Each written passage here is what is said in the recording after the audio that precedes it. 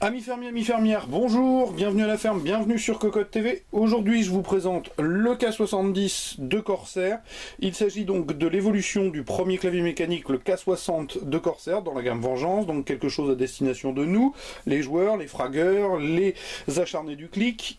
Il est question ici d'une correction et d'une évolution. Correction parce que il corrige tout simplement les petits défauts que pouvait avoir le K60, et d'une évolution parce qu'au niveau esthétique, il y a trois features nouvelles qui sont particulièrement sympathiques. En tout cas, cela n'engage que moi, mais je vous le montre de suite puisque je l'ai sorti de la boîte en carton. J'avais pas l'intention de me bagarrer avec le dit carton. Nous avons un clavier que je trouve particulièrement esthétiquement réussi.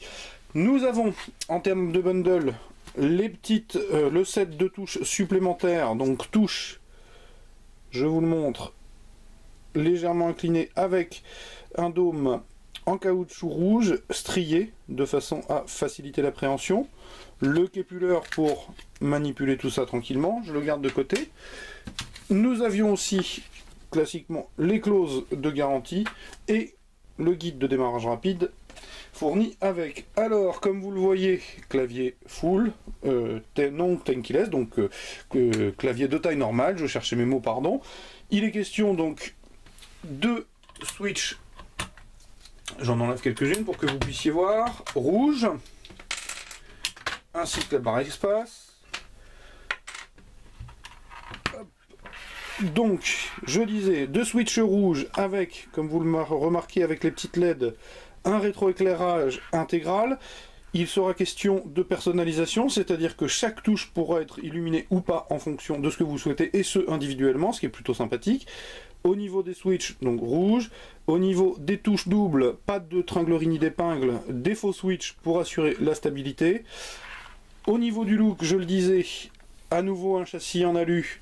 Alors ici, cette fois-ci, il est anodisé et brossé de couleur noire, du plus bel effet, il n'y a rien à dire.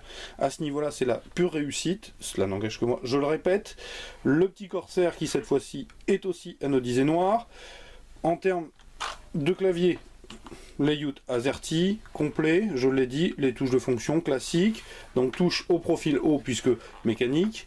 En termes de nouveauté, la petite touche qui va bien, qui permettra de programmer le rétroéclairage individuel.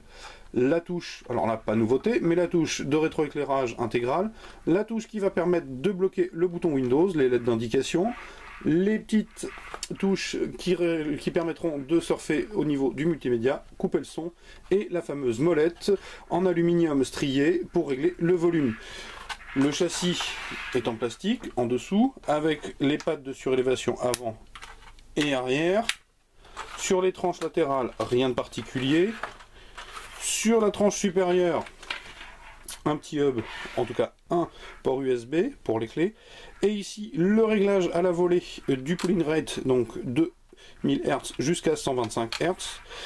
Un bouton, quand on pousse jusqu'au bout, pour le BIOS, de façon à ce qu'il soit reconnu, puisqu'il passe par de l'USB, ce qui peut poser problème avec certaines petites cartes maman.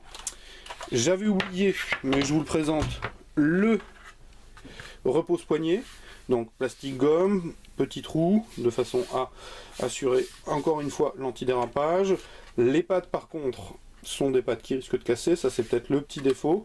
En tout cas, par rapport au K60, il est complet, hein, parce que d'habitude nous avions qu'un seul morceau, qui faisait aussi office de coffre. Là, pas de coffre, mais un repose-poignet qui fait la largeur du clavier, ce qui est plutôt sympathique. Au niveau du tarif, on sera peu ou prou dans la gamme du K60. Alors, peut-être une augmentation puisqu'on parle de 130 $, il faudra que je revérifie par rapport au prix en euros.